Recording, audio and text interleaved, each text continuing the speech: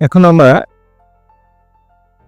Inside ডিবিতে আরেকটা menu portion, সেটা হচ্ছে ড্যাশবোর্ড। ড্যাশবোর্ড নিয়ে দেখব ড্যাশবোর্ড কি এবং কেন এটা প্রয়োজন।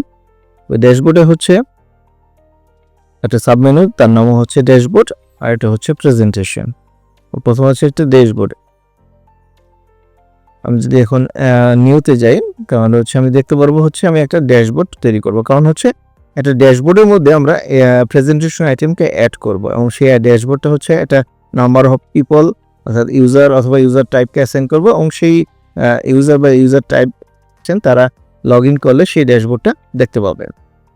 তো এখানে ড্যাশবোর্ড তৈরি করার জন্য খুব সিম্পল। এখানে হচ্ছে একটা ড্যাশবোর্ডের নাম দিতে হয়, আমার একটা ক্যাপশন। ক্যাপশন মিনস হচ্ছে এখানে একটা টাইটেল, যে টাইটেলটা হচ্ছে আমরা দেখাই এখানে। আর ড্যাশবোর্ড নেমটা হচ্ছে আমি যদি এখানে একটা টেক্সট লিখি, এখানে দেখা যাবে যে এটা একটা অটোমেটিক হচ্ছে ক্যাপিটাল লেটার এবং হচ্ছে সেপারেট হচ্ছে আন্ডারস্কোর দিয়ে।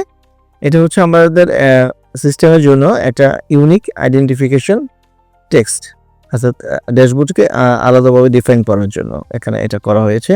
এবং এই ড্যাশবোর্ডগুলোর ক্ষেত্রে হচ্ছে তার স্ট্যাটাসটা আমরা অ্যাক্টিভ ইনঅ্যাক্টিভ রাখতে পারবো। টাইমলাইন হবে কি না, টাইমলাইন মিনস হচ্ছে আমি কোনো একটা পিরিয়ডের ডাটা দেখবো না ফুল আমার এখানে রেঞ্জের ডাটা দেখতে পারি। যদি আমি টাইমলাইন অ্যাক্টিভ করি তাহলে হয়তো আমরা দেখতে পারবো হচ্ছে কারেন্ট ইয়ার সহ 3 বছরের ডাটা, অথবা কারেন্ট মার্চ থেকে 3 বছরের 2 মাসের ডাটা, অর্থাৎ টোটাল 3 মাসের ডাটাটা আমরা এখানে দেখতে পারবো। ভিউ মোডসটা হচ্ছে যে এই ড্যাশবোর্ডটা আমরা কি মোবাইল অ্যাপসে দেখবো না টিভিতে দেখবো, টিভি এনাবল করবো কিনা, ঠিক আছে। এবং এই কাস্টমাইজ হচ্ছে কাস্টমাইজ কিছু আমাদের ড্যাশবোর্ড আছে। কাস্টমাইজ হচ্ছে প্রিডিফাইন্ড কিছু ড্যাশবোর্ড, যের মধ্যে হচ্ছে user report, log summary, attendance, SMS report, কিছু রিপোর্টটাকে আমরা এখান থেকে কাস্টমাইজেবল ড্যাশবোর্ড তৈরি করতে পারি কি। সো আমি যদি এখন একটা ড্যাশবোর্ডকে যাই, আমি প্রথমেই হচ্ছে ইন্ডাস্ট্রি 4.0 একটা ড্যাশবোর্ডে গেলাম। এখানে দেখি আমি এখানে হচ্ছে ড্যাশবোর্ডে কি থাকে।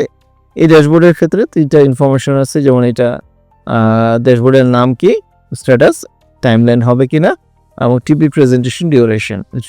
সো আমি যদি একটা ড্যাশবোর্ড তৈরি করেছি, যার আইডি হচ্ছে ইন্ডাস্ট্রি 4.0 এবং ক্যাপশন হচ্ছে ইন্ডাস্ট্রি 4.0 এখানে দেওয়া হয়েছে, অ্যাক্টিভ অবস্থায় আছে। টাইমলাইনে আমরা এখানে দিয়েছি ইনঅ্যাক্টিভ, অর্থাৎ কোনো রেঞ্জের ডাটা যাচ্ছে না, আমাদের টাইমলাইনের ডাটা দিচ্ছি না। টিভি এবং মোবাইলের জন্য এটাকে অ্যানাবল করা হয়নি, কাস্টমাইজেবলও না।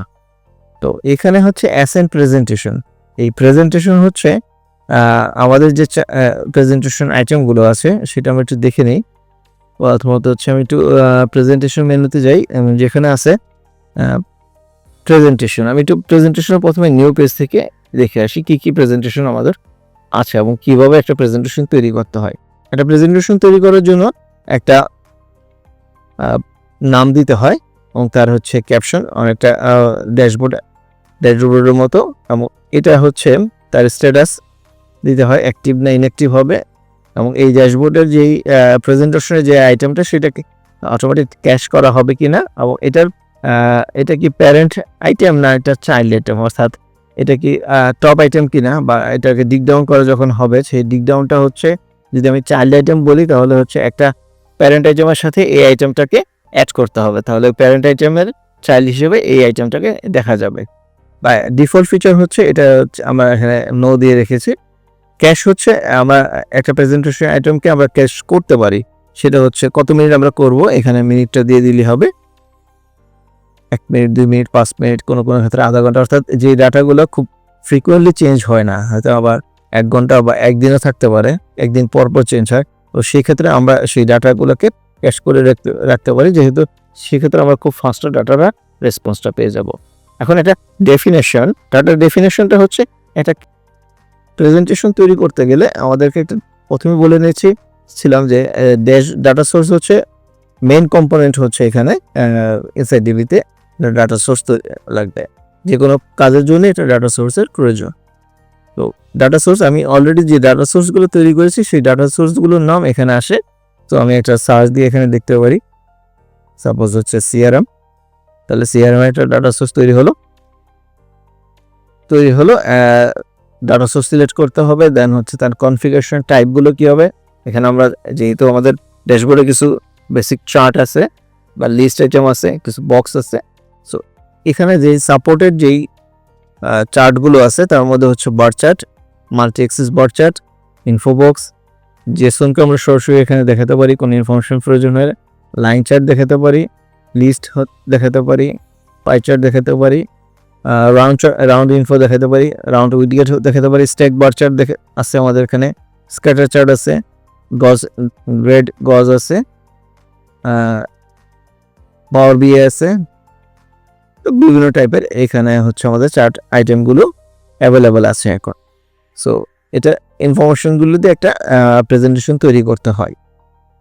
সো আমি যদি একটা এক্সিস্টিং প্রেজেন্টেশনের মধ্যে অ্যাক্সেস করি তাহলে আমি দেখতে পাবো মূলত এখানে কোন ইনফরমেশনগুলো দিয়ে একটা প্রেজেন্টেশন আইটেম তৈরি করা হয়। সো তার মধ্যে যদি আমি যাই তাহলে আমরা দেখতে পারবো হচ্ছে এখানে একটা প্রেজেন্টেশন তৈরি করা হয়েছে যা ডাটা সোর্স।